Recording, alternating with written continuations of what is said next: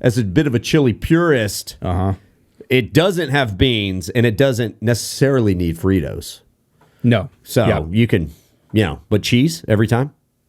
I will typically put cheese every time on my chili. But I make my chili with the expectation that I'm going to have cheese on it.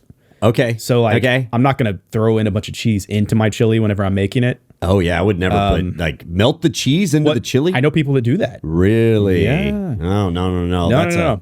But I think it's a good topping, and I like the way that the cheese melts into it. Every bite, you get a little. bit of cheese, right. What about like green onions?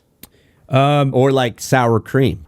I will sometimes put sour cream. Okay. Sour cream kind of as a garnish, like a little topping. Only if it's like very spicy. Yeah, that's a 5-alarm chili. That's I have to make my chili spicy, and Jordan will always tell me like, don't make it so spicy the kids can't have it. I'm like, it's chili. It's literally chili pepper, chili powder. That's the word. I can't make it and it not be. I can make it mild, but I can't not make it spicy. Yeah, it's gonna have to be something. That's what it is. And so I'll always say, look, they can put sour cream in it. That tones it down. Put some more cheese in it, or put it on rice. If the kids need to tone it down, cut the heat. You can. There's ways to cut the heat, but you can't do that. Chili, it needs to have some spice to it. Yep. So, I'm sorry, Cody Johnson. We went from Cody Johnson to talking about chili. Chili with beans. Yeah, that's right. No beans in chili.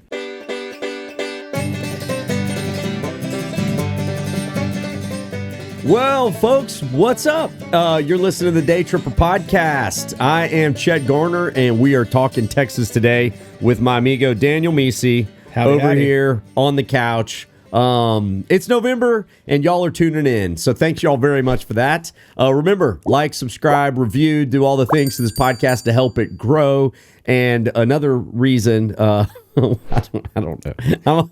I'm like running out of steam here in the intro. There we go. Already? I know, right? We got a lot of podcasts to do. No. I was just going to say thank y'all for helping the podcast grow. Also, thank you to our sponsors. So we're going to give them a little shout out here off the jump. Daniel, did you know? Here we go. This is the same partner we've had in the last few sponsors. So podcasts. God, I tell you, it's struggling. Wait, it's early in the morning. I need more coffee. All right. Anyway, did you know Audie Murphy, the most decorated soldier of World War II, was born and raised in Collin County? I did not know. Or nearby to Collin County. Right up there. Which? Well, I don't know. Okay. I don't know. So technically, if you go to the museum, you're probably going to learn about him. Museum. But anyway, he's definitely a Texan. Question is, like, was he more Greenville, more McKinney? He was like right around the border where Collin County and Hunt County blend. But anyway, most decorated soldier of World War II, Audie Murphy. At 19 years old, this dude single-handedly held off a German offensive, which would earn him the Medal of Honor. Yeah. Single-handedly. Golly. I remember learning a lot about him in a show that we did up there. Yeah. One of our episodes. And I just remember thinking, this is amazing. He's, Hoss. Yeah, what a Hoss. Yeah. And you don't see people like that too often anymore. No. I think the Commando, the Arnold Schwarzenegger movie, is based off of Audie Murphy. Sure. Or Rambo. Not real. Rambo and Commando. Yeah, exactly. Both of them. So anyway, he won the Medal of Honor. That's the highest honor that can be bestowed by our country. He won the second highest honor, the Distinguished Silver Service Cross. He won 2 of the third highest honors, which is the Silver Star. He also won the French version of the Medal of Honor called the Legion of Honor. Oh, wow. That sounds awesome. It's Légion. Légion. He won medals from Belgium. I mean, this guy's like, he's one of those dudes, if you saw him, his uniform, his whole side would be the little colorful He has to lean to his left because it's so heavy with all the medals on that side. A counterweight on the other side. Right. So that's so amazing. Anyway, Audie Murphy, a lot of Hollywood movies were based off of his life, like the real, and he actually went on to star in them. He became a Hollywood hero. So cool. And anyway, you can learn about him and all the other people from Collin County at Collin County History Museums, created it in Collin County. It highlights all things wonderful from Collin County, including entertainers, athletes, products, businesses, innovation, and it is happening in McKinney Thursdays, Fridays, Saturdays from 10 a.m. to 4. It is a free museum. We featured it on our McKinney episode. It's excellent. Y'all should go and check it out. All right. Thank you to the Collin County History Museum for that little Texas history tidbit. Let's talk some more Texas history. Let's do it. All right. People out there may know that one of our teams here in Texas is in the World Series. I've been watching a little bit. Yeah, it's been awesome. It's been awesome. So, I mean, as a Stros fan, I feel like the World Series already happened. Like watching the Rangers take on the Stros. It was awesome. Exciting. That was Game so cool. 7. And, of course, Astros didn't make it, but it's the Rangers' time. It's just their time. Yeah. And so now they're in the World Series, and hopefully all of Texas is cheering for the Rangers. They've never won. But the World Series, that is. They've been a couple times. This is, I believe, their third trip overall. But let's talk about the Rangers, okay? So the law enforcement group was founded in 1823. That's way back. Oh, wow. That's back when, that was Mexican Texas. Yeah, there's no Texas. By Stephen F. Austin to protect settlers. So he needed a group of, the raddest, baddest cowboys he could to ride the range and protect the settlers. So he founded the Texas Rangers. But now let's talk about the baseball team, okay? Very different history. So they actually started as the Washington Senators in 1961, an expansion team in our nation's capital that took over the name from a previous team that had since moved to Minnesota to become the Twins. Yes. What? So the Rangers were originally the Washington Senators, but they were terrible. Terrible. They spawned this slogan because they were based in Washington, D.C., right? Washington, first in war, first in peace, and still last in the American League. So they were awful. Ouch. So the owner decides we're going to take the team out of the nation's capital. We need a new home. We need a fresh start. And Arlington came knocking because DFW did not have a professional team, and they'd been trying to get a team. So ultimately, the Senators decide we're going to move to Texas. It'll be a big new start for the team. They changed their name to honor the long-standing law enforcement heroes, and the Texas Rangers were born. Wow. And that started in the 1972 season, I believe. And their first manager was Hall of Famer Ted Williams, who actually moved with the team. Oh, wow. Okay. Down. Now, he didn't like being in Arlington, so he scrammed after that. And then, so then the Rangers' legacy in DFW starts. In 1989, the team sold to an investment group headed up by, you know this? I don't. George W. Bush. Oh, yeah. Right? Yeah. So Bush in 89, he becomes the managing general partner. And everybody knows that is a big era of Bush's history. Watching him cheer on the sidelines. For Taylor Swift. Because that's when she was born, 1989. So, Taylor Swift. I mean... And she's on her Eras tour right now. Something weird happened in the universe right there. Yeah. Daniel, always tying it back to Taylor Swift for no reason. I don't know why, I have nothing but daughters. No, that's true. Yeah, that's funny. But anyway, he left the position in 94 when he became governor. Yep. No longer owns a part of the team, but is a huge Rangers fan. And if you've been watching, he's sometimes seen on the sidelines. Well, he threw out the first pitch for... I missed it. The World Series Game 1? Yeah, we're about to go. I missed it too. I just heard it was going to happen. Because they said it was the second time. The first time was right after 9/11. Oh. And so he was going to do it again. So that makes sense. Yeah. He still got it, you think? I didn't see it. I didn't get to see it. All right, we're going to have to look up. We'll have to look this up. I threw out the first pitch for a Round Rock Express game. That is one of the most nerve-wracking things. Oh, I can't imagine. You're like, I'm totally going to doink it off the ground. Skip it to the home plate. That's everyone's fear. Or just, and it flies up into the backstop. Imagine the pressure of a professional pitcher for the World Series. No. And when the game is on the line. I can't even imagine. Whew. All right, so the Rangers are in the World Series. Hopefully you guys are cheering. Good luck. Go Rangers. There you go. All right, Daniel, what you been up to since our last podcast? Oh, man. I'd love to give you some amazing stories about I've been traveling the world. Or you did the most amazing thing. Yeah, edited the show. Worked on the show. Pulled off an all-nighter to try to finish it up. A heroic effort, Daniel. Oh, gosh. So people that don't really know how our post-production works, we deliver episodes 5 in the fall, 3 in we call it spring, but it's like February, another 5 at the beginning of summer, 13 total. And so these first 5, due to weather technicalities, due to all kinds of different things, it was getting pushed with production. Yeah. And so that always affects how editing, the post-production side works. And it was tough, but we pulled it off. And man, it was a huge effort on all of our parts. You nailed it. The episodes are great. Yeah, well, I mean, we have a post-production team working with us, and they did a good job. And then you and I helped to clean up everything. Man, and back in the saddle after a year off. Like, I know, all right, back in the saddle. Kind of felt like that. Like we weren't off, but we were not editing the show. Yeah, we weren't in the rhythm. Yeah, and so. It was busy, man. Dude, it was like October was a crazy month. I look back at what all I did in October, not on top of like editing the show in every gap that I had. And not to mention all of the speaking gigs and all the stuff. So one of the big things is I got to co-host the Hulu live stream for the ACL Festival. Cool. That was super fun. So I got asked by C3, who puts on ACL, they live stream on Hulu, and they needed a local co-host guy. I was the Yahoo in the cowboy hat. They called in like, hey, he's kind of Texan. And so it was fun though. Like, so when you go to the festival, you're on the grounds, the music's everywhere. There's a whole sort of vibe.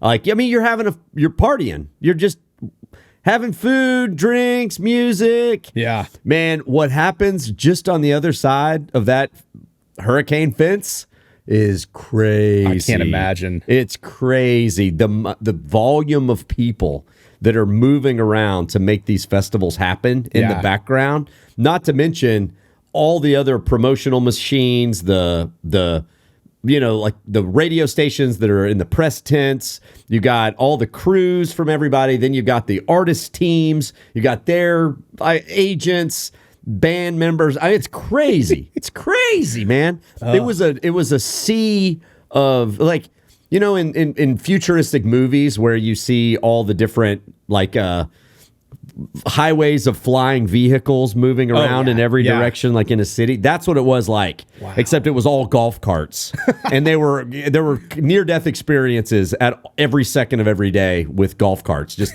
flying around, semi-trucks. And so what I did is I got to interview the artists, but heard virtually no live music. But you didn't get to hear much? Well, because we weren't on the other side. We were behind the curtain, so to speak. Okay. So I had a badge. This was kind of cool. I had a badge that like would just let me walk on any stage that I wanted. Like, oh, you want to go? Not for the big acts. For the big acts, they kick the riffraff out. Like Foo Fighters, Shania Twain, locked down. But any other times, like, oh, I'm crew. Oh, yeah, come on back, bro. You're one of us. Back there cool. With the guys loading the drum kits, you know? It was fun. It was fun. And then you're sort of like just seeing how these artists operate. Like, from the artist perspective, it's a weird deal because you show up and then you sort of just hang out. Yeah. You sort of hang out until it's your hour, and then you go play, and then you just sort of like hang out some more. I mean, like, really, you do a little bit of press, but it's a lot of chill time. Yeah. I mean, you know, like just in between. Yeah. A lot of downtime. So you just get to talk to some famous people. You know? Yeah. Did I tell you, like, we walked out from Alanis Morissette backstage, and then all of a sudden I look over and Corey Feldman was standing there. Corey Feldman, yes. Big 80s Corey star. Feldman. Mouth from Goonies. Yeah. Hero of mine. Super weird now, though. He is. He's a little strange. But he was nice. Got to meet him. Took a selfie with him. And then later, he was hanging out just playing air hockey. I was like, I need to go play air hockey with Corey Feldman. That would be something I would put on my tombstone. No, because I had to leave. Tombstone has played air hockey with Corey Feldman. With Corey Feldman, a.k.a. Mouth. Mouth, yeah, right. Yeah. No, it was cool. It was cool just sort of seeing how the other side, side works. Well, there is one other thing that I've been waiting on, and this is kind of crazy, but a movie just came out, and I finally got to see it. Okay, Taylor Swift Eras Tour. I know, right? No, I actually haven't, but my girls did. Okay, I let them go without me on that one. So when I was little, I'll admit this, I had an irrational fear of the animatronic things at Showbiz Pizza. Exactly. Yes. Okay. Oh, they were terrifying. To go to Showbiz Pizza. Like, I don't think Chuck E. Cheese was as much in the area where I live, but Showbiz Pizza was big. And it became Chuck E. Cheese, or they merged or something. And I just remember thinking, like, oh my gosh, when those curtains open, those things are coming out. Please don't open the curtains. Oh, man. Listen, half of their fingers were broken, or they're like, It was a band of animatronics at some point. And they're huge. Yeah, they were. Right? Yeah. Well, there is a game that has been going on for a while called Five Nights at Freddy's, or as the people call it, FNAF. Five Nights at Freddy's. And so the whole premise of this is basically this shut down Showbiz Pizza type thing. The animatronic animals are still there and they kill people. Okay. And when in the game, which we always assumed the Showbiz ones were doing anyway. Happened. This always happened. You try to make sure you're not there after dark because you were getting murdered. So in the game, you are a security guard and you have to do whatever. I don't know if you have to. I've never played the game. Okay, right? It's probably too freaky for me. It's a video game. I didn't know. They made it into a movie, and I just watched the movie, and I will say it was not like, oh man, that movie was amazing. But if you were the kind of person who had that same irrational fear like I did, I'm a kid of the 80s. So, if you were not a kid of the 80s, you probably, or maybe even 70s, you'd be like, I was too old for that. Yeah. But if you're in that same area as me, you're probably like, oh, those things freak me out. I want to go see it. Like, thumbs up, thumbs down, Daniel movie review. If you have that same kind of mindset of I did, like, oh, those things always freak me out, I would say one thumb up, one thumb down. Okay. Not an amazing movie, but it's worth watching, and you'd be like, oh, that's so creepy. Just the good nostalgia of like, this is it. My worst fears come to life. Come to life, man. Oh. Absolutely. God, they were creepy. Oof. I don't know. It's one of those things, like the Showbiz Pizza stuff, I guess, was entertaining for kids for a while. Yeah. And then a switch flipped, and then it became terrifying. And it's the same with like clowns. I don't know. Same thing. Yeah. Clowns at some point were like kids loved them. And then all of a sudden, click. And then all of a sudden, it. Yes. Maybe it was it that ruined all of it. But it's like these things, like baby dolls were like awesome. And now there's nothing scarier than a abandoned baby doll sitting by herself in a park. Like she's murdered somebody. That's why she's the Tooth Fairy. Or Santa Claus. Is it like horror movies are ruining it all? Is it? I think that they're trying to ruin all of these things by making it into a horror movie. Okay. So it ruined clowns. Probably. Yeah. The Showbiz was always creepy, though. That was always creepy to me. Terrifying. Yeah. Man.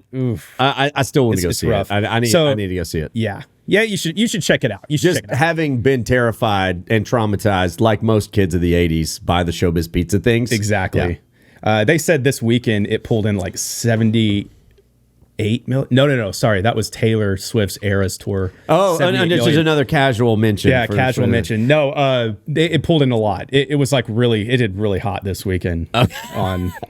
Just gross. Just speaking of Taylor Swift, did you see this? Right, everybody knows she's dating Travis Kelce, became right? A billionaire too. Did she really? Yeah, over the weekend she became a billionaire. Oh, woohoo! Yeah, Travis Kelce. So Travis Kelce, she's dating him. The Chiefs, I guess, played the Broncos this past weekend. Did you see this? They did not win. I watched it. Yeah, they did not win. But afterwards, in the stadium, as like the players are wrapping up, Broncos started blasting Taylor Swift. Are you kidding? Yeah, Shake It Off. Oh my gosh, Shake It Off. Shake They need to shake it off. Just kind of as a big pat on the butt as they left. Yeah, she wasn't at this game last night, and I heard of a lot of women who knew she wasn't going to be there, and they're like, "Oh, good, we've got a bye week." Because they're only watching it for those brief moments where they're going to show Taylor Swift. But the network knows that's why everybody's watching it. So they do go to Taylor a lot. I don't watch many Chiefs games, but I watched one 2 weeks ago. Like, they're taking every opportunity, for that A-list star in the box. Go. All right, that's funny. That's funny. All right, let's move on. Meanwhile, in Texas. While you've been listening to this podcast, lots of stuff's been going on in the Lone Star State. This is Meanwhile in Texas. All right, Daniel, what did you find this great month? Okay, so I don't know if you know this guy, Cody Detwiller. There's something on YouTube called Whistling Diesel. Okay. And I would be willing... influencer stuff. If you have been on YouTube, you've probably seen some of his clickbait type thumbnails because they're good. Okay. It's things like, I just split my monster truck in half, or I caught this Ferrari on fire. It's always something like, wait, what? Yeah. Huh? Okay, well, he doesn't live in Texas. I'm pretty sure he's in Indiana, but he came down to Texas to get a $400,000 Ferrari and take it out into a cornfield and drift. Like you do. The only problem is after like a minute, it caught fire and exploded. And so serves him right. But the thing is, he doesn't care because this is the kind of stuff that he does. Oh, but ironically, even he was shocked at this one because he was not expecting it to go up that quick. So this actually happened, I think, in the middle, around the middle time of our drought season of the summer. Yeah, the summer was brutal. And everything the cornfield was cut down, so there really wasn't much out there. And of course, he does all this stuff with permission, even though it probably looks like he just we're breaking into this spot. But he got out in this cornfield and he was like, I'm going to drift, and we'll get video of it and just piss people off. Because that's what he loves to do, is have the haters come out, which really they're not haters. They're realistic people are like, dude, why are you doing this, man? Yeah. But it's because people want to watch it. So of course. Brand new, red, amazing looking nearly $500,000 Ferrari. Takes it out there, and you can see in the video, this car-to-car footage, somebody else is watching the wheel, and suddenly it looks like it's glowing. And he's like, dude, it's on fire, man. He didn't even have time to barely stop it and get out. Next thing you know, it is up in flames. The whole thing just torched. And luckily... Well, yeah, those engines run so hot, you're just basically throwing dry tinder on it. Absolutely. Yeah. And I mean, luckily the Waco Fire Department was able to get out there and put this thing out. Hopefully find the kid. I mean, his stuff it's original in the fact that he's doing something where it's like he's getting people to watch these crazy antics that he's doing. Yeah. But oh my gosh, it's hard for me to watch a lot of it. Are we running stuff. Like, is this an era of YouTube coming to an end? Do you think this era, because you can only outstunt yourself so much, and part of the thing about YouTube is it lives forever. True. So it's sort of like once you wreck the $2 million yacht, you wreck the yacht, it's there. So and there's no point in wrecking a $1 million yacht. You already wrecked the $2 million. Someone already did the $2 million one. Yeah. So what are you gonna do? I know. It's a one-up game. It's like you always have to one-up the last. But thing. Dude Perfect has been genius. They've pivoted into all kinds of content because the trick shot thing, you want to watch it make a basketball off a tall building? Yeah, they got 20 of those videos. It's not quite as amazing as it used to be. Yeah, so exactly. So true. So these guys are going to have to develop into actual content at some point. I mean, this is content. I'm not trying to be snobby about it. That's what it's for. It's sure, but it's shock content. And Mr. Beast, he does out. Crazy stuff too. Yeah. We see Mr. Beast. His have turned into these game show type things, right? That have. They're fun to watch. I think I'm more in line with the Mr. Beast stuff because his stuff is crazy over the top, but he's giving money away. Oh yeah, in ways that you're just like, seriously, you just bought a house and gave it to somebody. Yeah, but it's like that's cool. Buying a Ferrari and wrecking just set it on fire. Oh my gosh, it hurts. It hurts. But I mean I will say he does some cool stuff outside of that. The Whistling Diesel, he in one video he smashed his camera guy, who he's had one camera guy for years now. He accidentally, and I'm doing air quotations, he accidentally ran over it with a front loader or something. Okay. And he's like, oh dude, I'm sorry. And the guy was like, wait, what's happening? He goes outside and he's just like, yeah, that's my truck. He has no idea. And it turns out he actually bought him a brand new truck, the same model, but brand new, and had it lifted and all kinds of stuff. Of course. It looked genuine that the guy didn't really know, but he probably was figuring out as it was going, I think he might be giving me something else. Oh my gosh. So he's good to his people. Okay. Well, Mr. Beast staffs a full like army of people. Yeah, there's some weird YouTubers out there, man. Oh, they are. That's part of YouTube, man. So I don't. What's next on YouTube? I don't know. I think maybe it's us. That's a whole nother podcast. Talkin Texas, us. Man. That's it. It's this podcast right here. Podcast. All right, listen to this. So Texas has always been famous for having the biggest, right? It's always everything's bigger in Texas. Well, we have just set a world record for the largest piñata. Ooh, that's right. So, I mean, we've got world's largest commercially available pizza. I mean, the list goes on and on. We got a lot of world's largest cowboy boots. All right, so this is it. It was a piñata of a 100-foot tall corn. An ear of corn, 100 foot tall. That's as tall as a 10-story building. Oh, my So, if you look at this thing, it looks like just a big old ear of corn. And they had to, I mean, the thing wouldn't stand on its own. So it's like basically held from a crane. Oh, they did hang it. Yeah. It's like hung. Did it lift off the ground? I don't know. But I guess technically a piñata would have to be lifted off the ground. I was going to say, I don't think you could call it a piñata if you can't hang it. Yeah, it would just be paper mache. All right, so this thing was hung. Okay. And it's corn. What is it filled with? But 1,920 bags of corn nuts. Corn nuts? Oh, my gosh. So it was a brand deal. They were trying to make a big publicity stunt. Evidently, corn nuts has a new flavor. They hired this artist to make this giant piñata.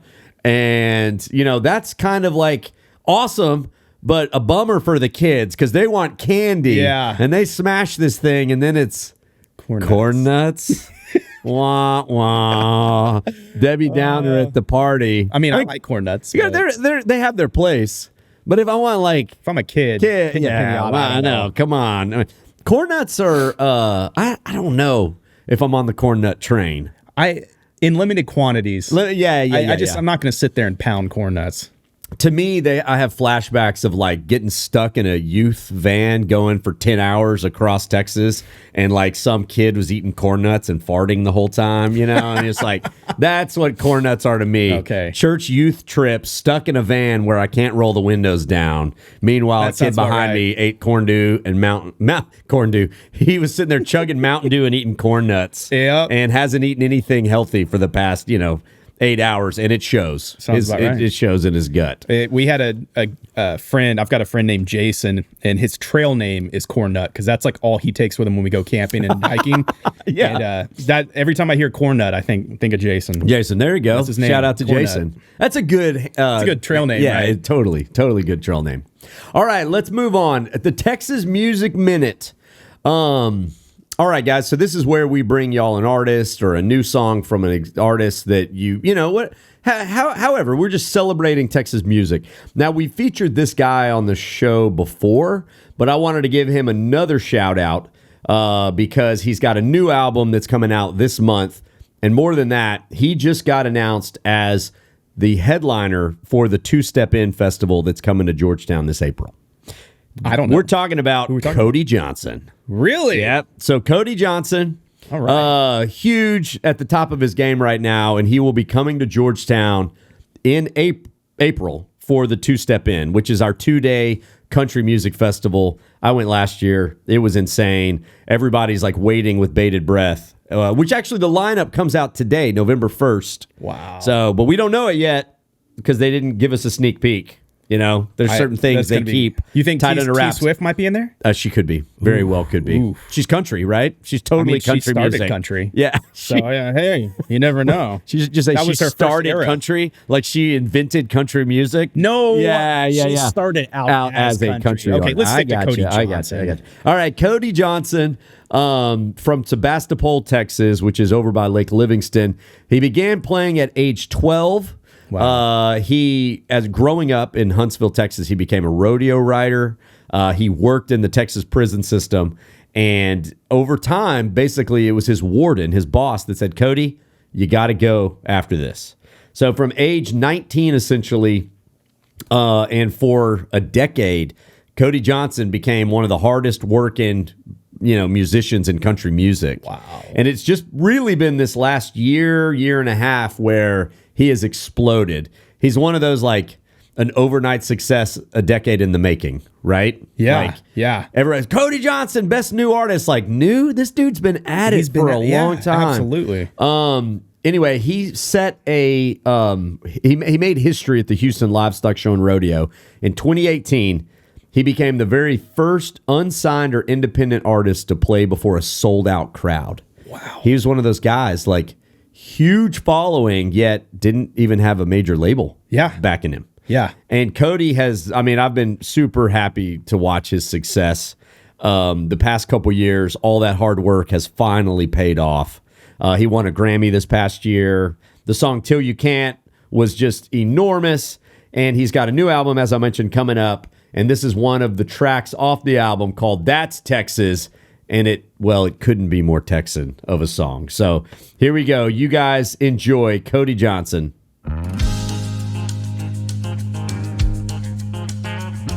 My redneck mother sang redneck mother, cooking us kids something to eat. Daddy drank tequila like Pancho Villa. When the Cowboys won or they got beat, that's Texas.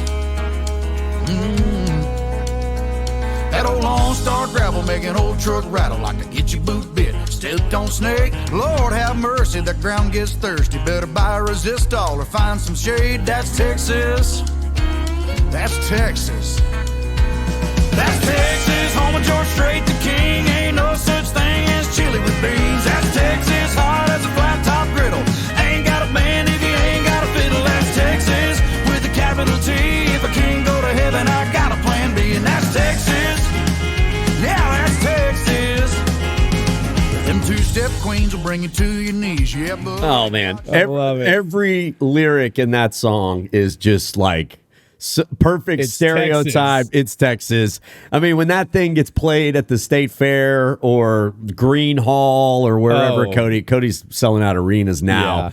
Yeah. Texas audiences are going to lose their minds. Absolutely. If I can't go to heaven, I got a plan B. Yeah, there ain't no such thing as chili with beans. Oh man. So true. So true. You know, it's funny. Like, we got this cold front that blew in. I went to HEB yesterday because I made what do Texans do when they make a chili, baby? Yeah, when it gets cold, we make a pot of chili. I made a pot of chili yesterday. Yeah. Went to buy Fritos. Sold out. Are you serious? The whole Frito aisle, sold out. I mean, HEB brand Fritos, gone. Regular brand Fritos, gone. The only ones were the, flavored Fritos, like chili lime or chili cheese. Not if you're going to use them for, a Frito pie. Like, you got to standard. I mean, you got to, you got to, the base Frito is the only thing worthy. Because you don't want to add a bunch of funky flavor. Well, do you always do Frito pie whenever you make chili?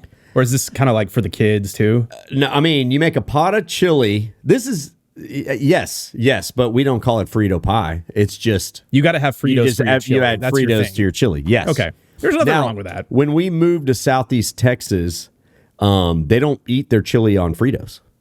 It's rice. You know what? All rice. I have some friends who introduced me to the rice thing. Yeah. I thought it was the weirdest thing, and I started trying it, and I like it. It's good. There's nothing wrong with that. So I also like chili by itself.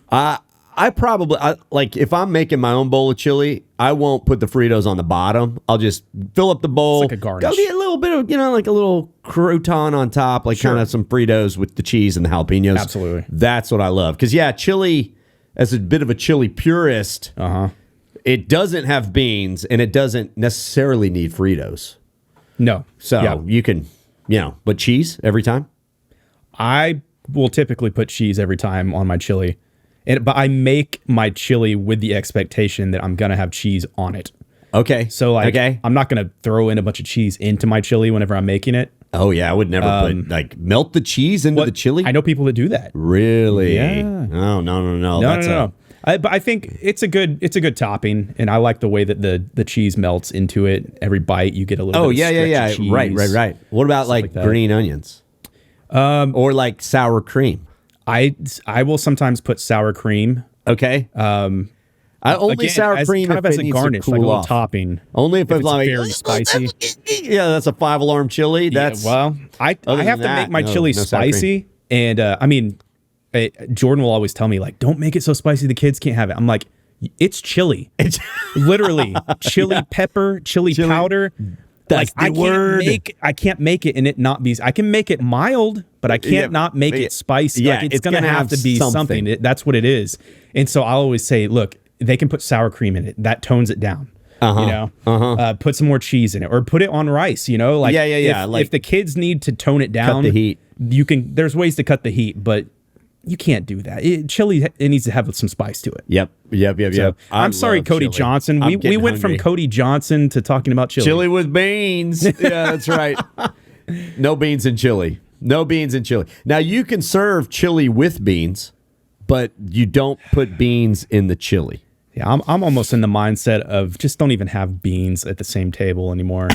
Like you're just gonna start arguments. I know, right? Like what'd you make beans for? You trying to appease people? I like beans and chili. They're fine, but it's not a pure chili. Yes. Okay. Well, saying that beans go in chili is the same as somebody saying, "Oh, you have to make rice with chili." Yeah. Or you have to have Fritos with chili. Yeah. It's like, no, you don't have to do that. No. And I think that some people grew up, and maybe even like me, where it's like, there's certain ways that your mother or your father like made something, and it was because of maybe, it's like, well, we didn't have a ton of money growing up, so it was a filler. Yeah. It's like beans help to make the pot a little bit more full, and that's fine. And some people are like, well, I like it because that's how I grew up eating it. Sure. Nothing wrong with any of those things. But if you're going to say that chili has to have something other than the meat and the chili powder, that's not chili. What do you put on a hot dog? A chili dog. Sorry. Do you have beans on your chili dog? No. Gosh, there you go. I'm not a psychopath. And why not? Because chili doesn't have beans in it. Yeah. Bam. Yeah. Boom. That right there. But I will argue this. Chili dog chili needs to be very different from the bowl of chili I'm going to eat. I think. Like in what way? Well, I think chili dog chili needs to have a finer grind. It can't have big chunks of something on it. It almost needs to be like a chili sauce. Like I love Wolf brand chili on a chili dog. But you're not going to eat a bowl of Wolf brand chili. I can eat a bowl of Wolf brand chili, but I need like the Fritos in it. I need like more crunch because it's so consistently one thing. Absolutely. Yeah. Versus like a bowl of chili, I need a little bit of chunks. I'm good with like some tomatoes in there. And that's another bit of a thing. I like, tomatoes. Can of Rotel, give me some peppers and stuff. I put that stuff in my chili. Yeah. That's fine. No, the purists won't. Put any tomato base? Yeah, well, they put it like a tomato base, maybe, but like a tomato sauce. You better not have chunks of tomato. Like if you go to the Terlingua chili cook-off, it is like you can have meat and chili pods. Like that's it. And like maybe some salt. Yeah. Okay. Those are the purists. All right. Yeah, whatever. Yeah. So that was your Texas Music Minute. Also about chili. Two guys pontificate about chili. All right, let's move on. Questions from the back seats. Are we there yet? Hey, can you pass me the snacks? When are we going to stop? I gotta go. All right, we got some fun ones here.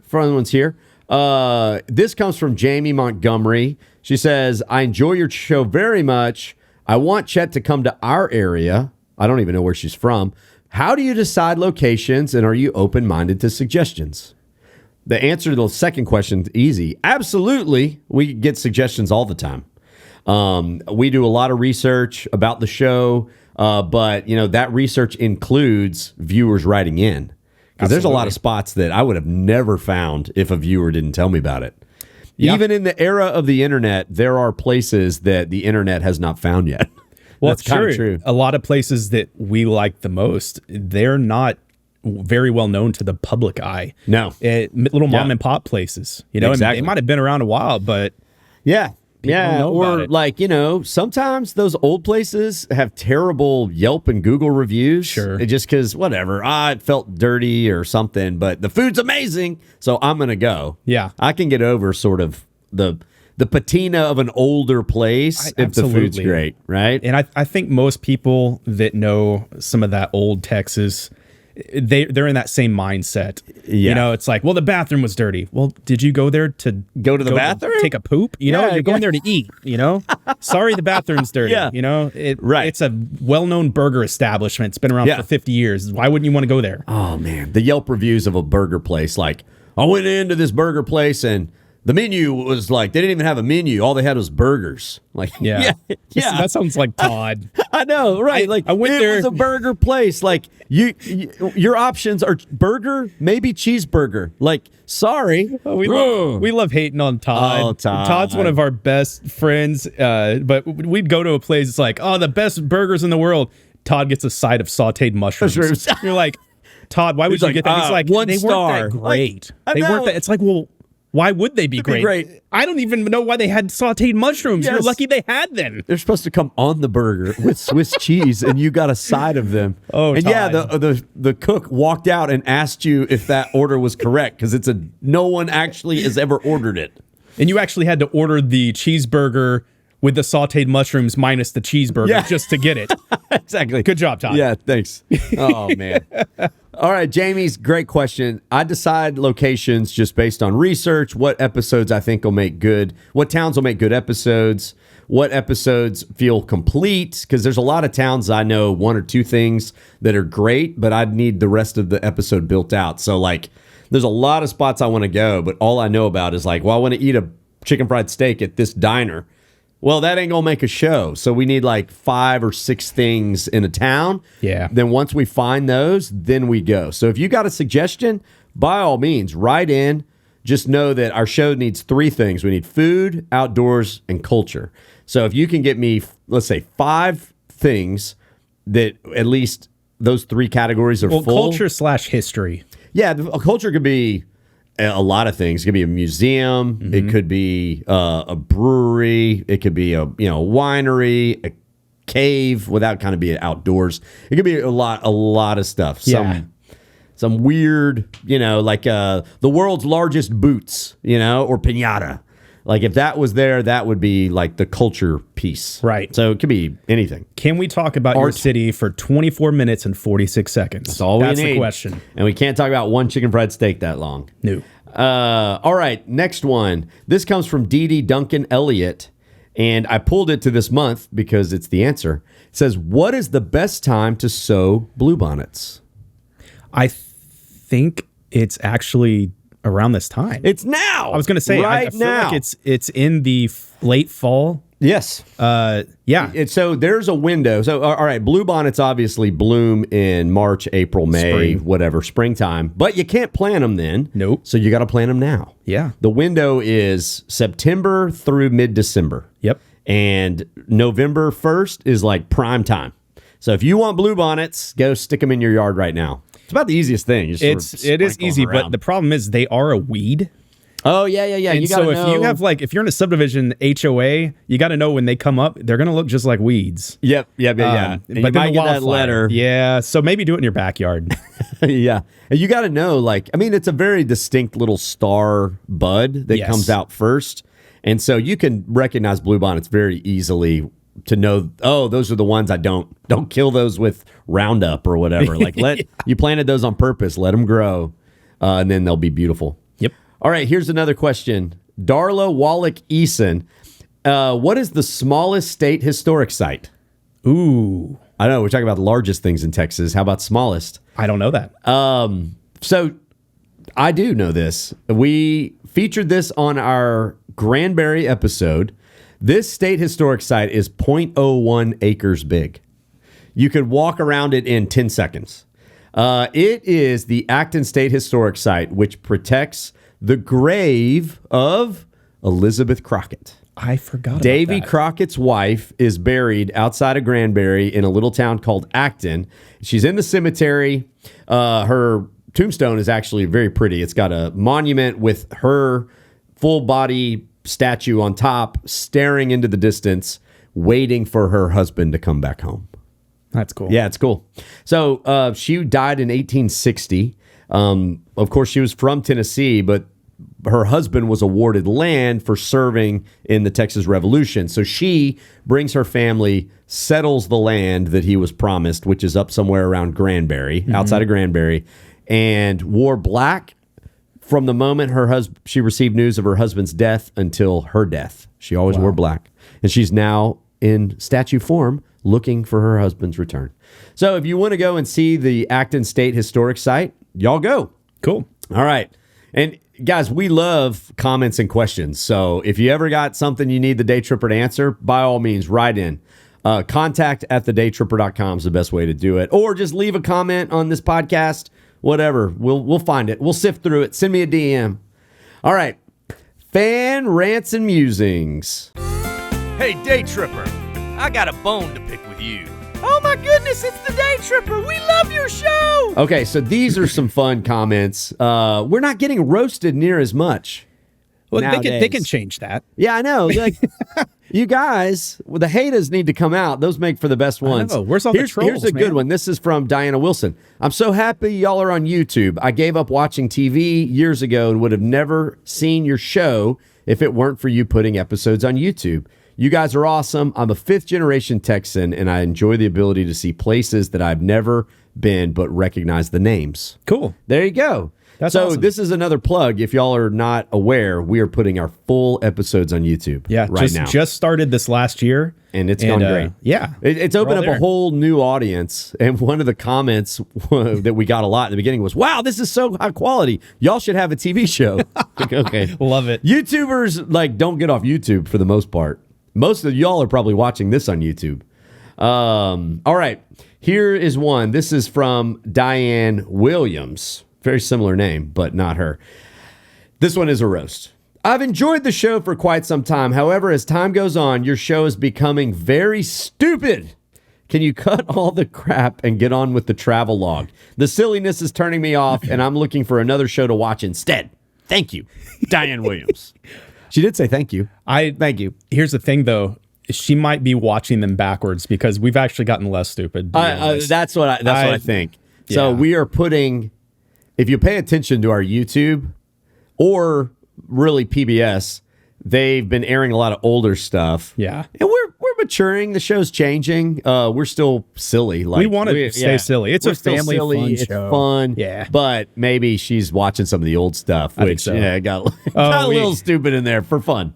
Just for fun. Crazy. But people watching on YouTube are not realizing that we're putting out old stuff and new stuff at the same time. So it's kind of, you got to look to see what season it's in. And then that'll make a little more sense. All right, here's the last one. This is from Gloria Morales from San Antonio. I love my coffee and your lighthearted show on Saturday mornings. I just caught an episode you filmed in Kyle with the Pie Lady. I loved both you guys' rapport. I mean, it was sort of like you were going back and forth, chatting, jabbing, fun, crazy, chatting and gabbing with the fun, crazy aunt that we all have and love. As brief as it was fun, enjoyable to watch. She looked great on TV. Her personality shone through. I wish you would consider letting her tag along for her fun take on food and fashion at some of your locals. And yes, I used the F word, fashion. I know you're food focused, but a few minutes on shopping venues would be helpful for the girls' getaway viewers like me. Hey, maybe we need Julie. Julie. So if you haven't seen it, the Kyle episode, we went to the Texas Pie Company, and Julie, the owner's hysterical, and we made some pie together. She goes, just think about it. Anyway, that's my opinion. So Gloria wants Julie to be the co-host. That's what it sounds they'll like. open up a new demo for us. You know, right. I could see something like that. Hey, potentially. She's about to get real busy, though, because it's pie season. I was going to say, I don't know if she's got the time. Then the next couple months, what did she say they make? 30,000 pies plus in holidays season. Man. 30,000 pies. Yeah, and that's the kind of number where she can't just say, well, I'm the owner, so I'm going to sit back. It's like, no, she is in the trenches with everyone Every else. human with hands. Oh, my gosh. In Kyle. The population of Kyle that's more than... Like the population, that's more than a pie per person. Yeah, that's crazy. Wow. So she ships them all over the country, really.